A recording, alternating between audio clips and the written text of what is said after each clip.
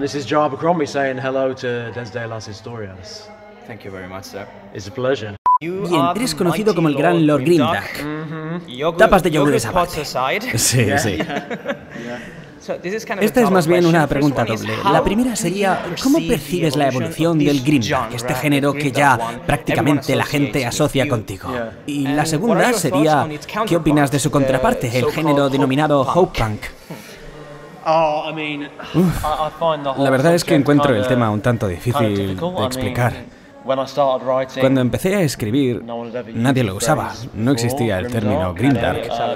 Yo pensaba en ello como fantasía épica, pero más cínico, oscuro y avaricioso. Influenciado en gran medida por Juego de Tronos, diría yo. Pero también está la influencia de James Ellroy, el noir y su L.A. Confidential, y algunos westerns revisionistas como Lonesome Dove y demás. Sí, sí, exacto, películas de ese estilo. Básicamente quería escribir fantasía que fuese malota, impredecible y sorprendente, y sobre todo honesta. Todas esas cosas, y divertida también, y con muchos giros de guión a su vez. Es sorprendente cómo durante esa época en la que estaba escribiendo, la fantasía se había empezado a volver predecible. ¿Y qué opinas del Hope Punk? El Hope Punk... Verás, es que ni siquiera creo que el Grimdark exista de por sí. Sabes, creo que el Grimdark solo existirá mientras haya todavía gente que use el concepto. Cuando surgió el término, de hecho, la gente empezó a usarlo a modo de broma. Se usaba para describir ese tipo de ficción que era ridícula y que estaba como por encima de las demás y por tanto era estúpida, ¿sabes? La gente decía, Abercrombie es Grimdark, pero Juego de Tronos no, porque es buena. ¿En serio? Sí, se usaba para describir algo que era malo. Decían que no tenía sentido y que era prepotente. Es curioso, yo no lo percibí así la primera vez que oí hablar de ello. Pensaba que era una forma no irónica de decir que algo era el doble de oscuro de lo normal. Como si alguien dijera, si crees que Juego de Tronos es oscuro, tienes que leer a este tío. Lo deja a la altura del betún. Sí, supongo. Pero esa nunca fue la intención, ¿sabes? Creo que a día de hoy la gente lo usa de forma que le sea conveniente en sus argumentos cuando tienen una discusión. Dirán que el Grimdark es muy violento y no es nada divertido, y luego pondrán un ejemplo de algo que no se parece en nada a lo que yo escribo. Dicho esto, el Hope Punk para mí es una categoría que en realidad no existe, ya que es una reacción a algo que en mi mente tampoco existe.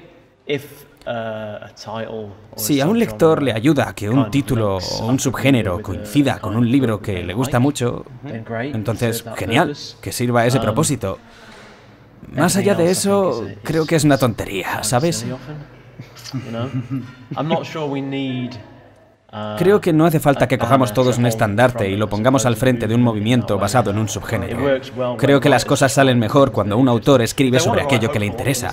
Si quiere escribir sobre algo más esperanzador, emocionante y heroico, adelante con ello. Como un oxímoron, ¿no? Mezclar hope, esperanza y punk, que son casi opuestos. Sí, bueno, es la moda de ponerle punk como sufijo a cualquier cosa. La verdad es que no lo sé. Una nueva obra de Devils y vas a tocar seres sobrenaturales como vampiros. ¿Qué tal estás llevando el lidiar con esa área de la ficción? Como todo lo demás, no demasiado en serio. Quería escribir algo que fuese un poco más entretenido y divertido que otra cosa.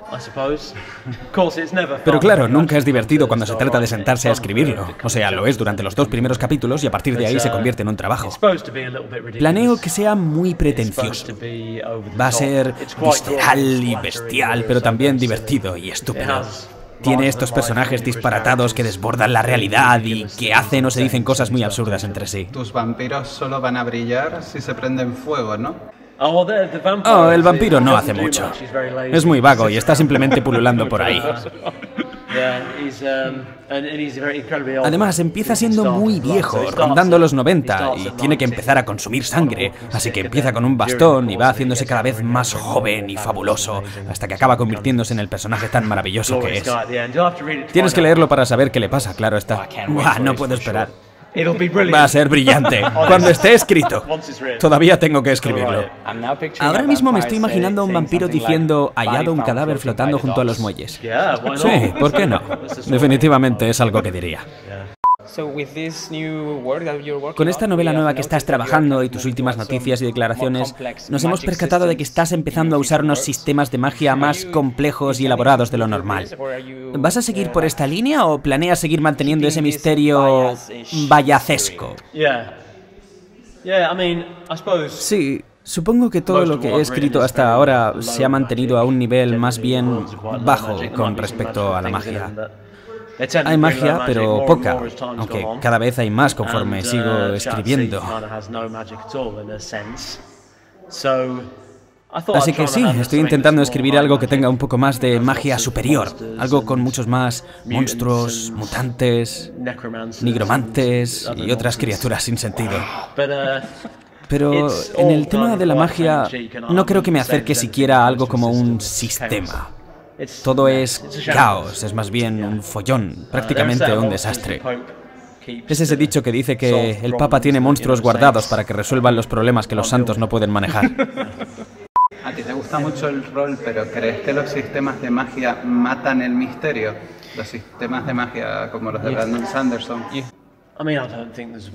Creo que no hay ninguna respuesta correcta para este tipo de preguntas, igual que no se puede decir que el grimdark es la forma adecuada de escribir o el hopunk es el camino. Los sistemas de magia son fascinantes. Hay algo atractivo en estos sistemas tan rígidos y estrictos con los que puedes extrapolar todos estos giros inesperados y esta emoción. La gente empieza a entender cómo funcionan y se lleva muchas sorpresas. Pueden ser un buen lienzo sobre el que empezar a escribir. En mi caso, siempre me he sentido más atraído por esa clase de magia que es salvaje, desconocida, indomable, caótica y menos asemejada a la ciencia. Me gusta mucho la magia misteriosa, confusa y sorprendente. Pero sí, puede haber hueco para ambas formas de la magia, del mismo modo que lo hay para el cinismo y el optimismo en mis historias. Necesitas ambos para que la historia funcione, y tiene que haber un equilibrio. Y también creo que ese equilibrio es crucial, incluso si eres un autor que bien adopta este enfoque o el otro para contar tu historia. Si el grimdark es interesante, es porque la fantasía se ha vuelto muy heroica, muy reluciente, moralmente pura y predecible. Es entonces cuando aparece este subgénero y resulta ser una sorpresa. Es el antídoto para lo que estás acostumbrado. Pero si todo es grimdark, entonces deja de ser algo interesante, o fascinante, o rebelde, y simplemente se convierte en lo de siempre. Se acaba volviendo una rutina, y al fin y al cabo, la variedad es lo que enriquece la vida. Creo que con el paso del tiempo, el péndulo siempre oscilará de un lado a otro, y llegará un momento en el que la gente diga, uff, hay demasiado grimdark. Pero aún así, Tolkien sigue en nuestras estanterías, ¿entiendes? Igual que Sanderson o Rothfuss, todos estos grandes autores que no escriben grimdark. Creo que siempre habrá un hueco para todos estos estilos en la ficción, y eso es lo que hace de la fantasía un género muy sano.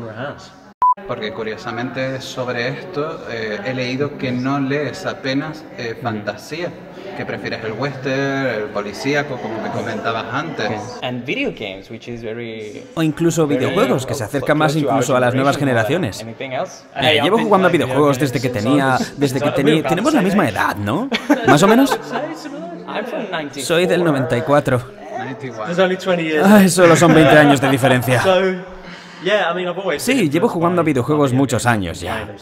Mi generación fue la primera que se crió con Asteroids o Pac-Man. De pronto llegaron las consolas y aparecieron obras como Final Fantasy, God of War. Todavía juego y recientemente he disfrutado mucho con Elden Ring. Son muy importantes para mí, sin duda alguna. Aparte de eso, creo que siempre he leído con mucha variedad. Leí mucha fantasía cuando era pequeño. Me fascinaba El Señor de los Anillos, las crónicas de la Dragonlance, David Eddings y toda esa fantasía heroica clásica. Sí, exacto. Y ya después de eso sí que he leído mucho western y ficción en general, clásicos de la literatura, y creo que entonces empecé a preguntarme por qué los autores de fantasía no escribían historias centrándose en los personajes, ni historias cínicas, oscuras y demás. O sea, quiero decir, sí que lo hacían. Está también Conan y el ratonero gris y todo ese revisionismo de la brujería.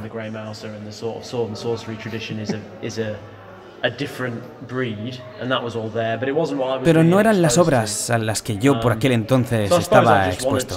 Así que supongo que quería traer un poco de esa esencia al género. Siempre me ha resultado más intrigante que... Bueno, en realidad nunca he entendido la idea de que para conseguir algo original tienes que eliminar todo lo que se ha hecho hasta la fecha. Lees todo lo que se ha escrito y entonces lo que no se ha escrito, ahí es donde puedes empezar a crear contenido. ¿Qué pasó con los orcos? Después de la caída de Sauron. Sí, exacto. Buena pregunta. Creo que se volvieron humanos. Para una novela. Sí, quizás. Aunque creo que puede haber ahí algún que otro problema de copyright. Tristemente. Tengo que contarte una cosa antes de esta pregunta, y es que yo me dedico al doblaje y a los audiolibros, y el primer libro que grabé por mi cuenta a modo de práctica fue Medio Rey. Oh, mira. Sí, al final terminé grabando toda la trilogía a modo de práctica y aprendí un montón con todos los personajes y me encariñaba con ellos conforme les iba poniendo voz y leyéndolos en voz alta, y ahora tienen un lugar especial en mi corazón. Mañana te traigo Media Guerra para una firmita. Por supuesto, sí. Pero tengo esta pregunta, ¿el báculo élfico del padre Jarvis, eso qué es? Porque pensaba que era un báculo normal y corriente, pero después de que lo usara empecé a pensar, ¿es un francotirador o algo? Sí, básicamente un rifle o algo por el estilo. Por lo general intento no ser demasiado específico con esos detalles, porque si no se cargan toda la magia. Siempre quieres dejar algo de misterio e intriga en el texto, pero vamos, que son armas de fuego. Cuando era pequeño leí esta saga de libros de John Christopher llamada La Espada de los Espíritus. Este autor ambientó la historia en una especie de Gran Bretaña medieval que tenía unos monstruos muy raros, y luego se vuelve bastante claro que se trata de un futuro en el que ha habido un apocalipsis, y hay guardianes y tecnología prohibida. El caso es que robé la idea de esa historia que leí de pequeño, básicamente. Todo está inventado a día de hoy. Exacto, nunca eliminarás, como he dicho antes, todo lo que se ha hecho y crear algo a partir de esa nada. Es mejor a día de hoy coger algo que ya existe y darle tu enfoque y tu punto de vista a cosas que te apasionan. Es un homenaje. Lo que decía David Bowie, ¿no? Que para ser un buen artista tenías que saber a quién robar.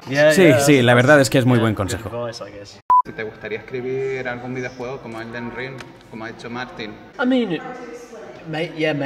Sí, supongo que sí. Imagino que dependerá de cuáles son las condiciones del encargo. Escribir un videojuego podría traducirse en un tío escribiendo líneas y líneas de diálogo en una habitación acalorada más allá de medianoche, o describiendo una armadura que les sirva. O escribir un videojuego podría ser también trabajar en la totalidad del argumento y elaborar toda la esencia del juego. Es una industria algo rara en ese aspecto, aunque originalmente no se la considerase una industria de gran estatus. Así que supongo que dependería de cuál es la tarea, de la gente y de las condiciones. Sí que me lo han pedido en alguna que otra ocasión, aunque sin ahondar en detalles. Gente diciendo, oye, estamos haciendo un videojuego y nos encantaría que te involucraras en el proyecto. Pero la verdad es que hasta hoy no he tenido mucho tiempo para ello. Pero no diría que no. ¿Qué es el género fantástico para ti? ¿Qué es? Creo que es una muy buena pregunta. Creo que es muchas cosas a la vez. Es un gran espectro. A día de hoy mucho más amplio que nunca. Supongo que cuando era pequeño la fantasía era Tolkien. Era elfos, espadas y magos, y caballeros. Y hasta cierto punto aún sigue siéndolo. Creo que todavía hay sitio para más fantasía de este tipo, más clásica. Sin perdón funciona porque coge todos esos elementos clásicos del western y los usa de una manera distinta. Es lo que lo hace tan emocionante. Son cosas que ya has visto antes, pero no es igual. Por eso creo que la originalidad está un pelín sobrevalorada como concepto. Pero al mismo tiempo, lo mejor de la fantasía es que te encuentras a gente como Tamsin Muir y obras como Gideon la Novena, que es algo tan nuevo y tan atípico que puedes admirar su diseño cuando lo lees. new and different, but you've Space also... opera plus fantasy. Yeah, exactly. But then you've also got, Y luego te people encuentras like autores como Sanderson, Sanderson, que maneja un diseño relativamente más tradicional, pero a su modo, y teniendo éxito con ello. Creo que es genial y muy sano que el género tenga todo ese rango de variedad. Mi compañera del podcast, Mai, no ha podido estar aquí hoy. Como tenemos este proyecto en el que hablamos de narrativa, de historias, ficción, literatura y demás, le pregunté si tenía alguna duda o pregunta que plantearte. Y su respuesta fue: yo es que no tengo nada que preguntar a Abercrombie. Todo se responde en sus trabajos. Es tan maravilloso y hace unos círculos tan perfectos que no tengo nada que preguntar. Ojalá ser como él algún día. ¡Wow! Debería responder eso más a menudo. Encontrarás las respuestas en mis trabajos. Se acabó la entrevista. Qué amable, oye. En fin, eso, que Mai te manda saludos. Genial, pásale mis saludos de vuelta. Si se destruyeran todas las obras de fantasía, ¿con cuál te quedarías que no fuera tuya? Ah, ahí está la pregunta importante.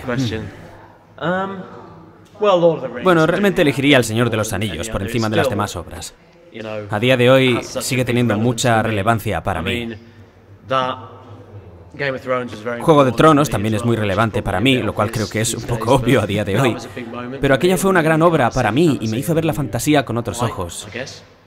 Michael Moorcock, Elric, también fue un libro importante para mí. Ursula K. Le Guin, por supuesto. Muchas son obvias, en verdad. ¿Y de las tuyas, cuál salvarías? Uf. Es como preguntar cuál es tu hijo favorito. A lo cual se suele responder con el que menos por saco te esté dando en el momento de la pregunta. Me gustan todos mis libros por diferentes razones. No hay ninguno especialmente que me haya decepcionado. Quiero decir, los odio todos cuando los estoy escribiendo. Ahora mismo odio el que estoy escribiendo porque es un problema que tengo que resolver, ¿sabes? Pero el resto son problemas que ya se han solucionado. Creo que elegiría Los Héroes, porque es un libro que funciona muy bien y que explota mejor su temática. Y además es muy interesante en la forma en la que está escrito, probablemente. Creo que es el que mejor se ha adaptado a mis herramientas y recursos, ¿sabes? Antes dije que la originalidad no es importante, pero creo que este es el más original que he escrito. Mirando atrás a tu carrera, ¿qué le recomendarías a un... Bueno, más bien mientras comienzo mi carrera, querrás decir. Apenas acabo de empezar. ¿Qué le recomendarías no hacer a un autor que está empezando? Desde tu experiencia. ¿Qué no hacer? Y que tú hicieras, a lo mejor.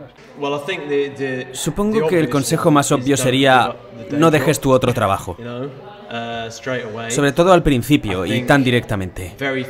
Creo que muy pocos escritores llegan a ganarse la vida con lo que hacen. Muchos consiguen vivir de ello durante un año o dos y luego es una lucha constante. Así que creo que es mejor verlo como un hobby que algún día podría convertirse en algo que echar a un órdago a escribir. Quizás sea el más obvio y práctico, pero creo que es un buen consejo. Yo tuve suerte porque era un trabajador freelance, así que no tenía que irrumpir en el despacho de ningún jefe para lanzarle una bebida a la cara y gritarle: «Ahora soy mejor que tú, he firmado con una editorial», ¿sabes? Podía simplemente aceptar menos encargos e ir entrando de manera gradual en el mundo editorial. Antes era editor de televisión y podía aceptar y rechazar encargos, pero aún así me llevó unos 5 años el poder afianzarme como autor solvente.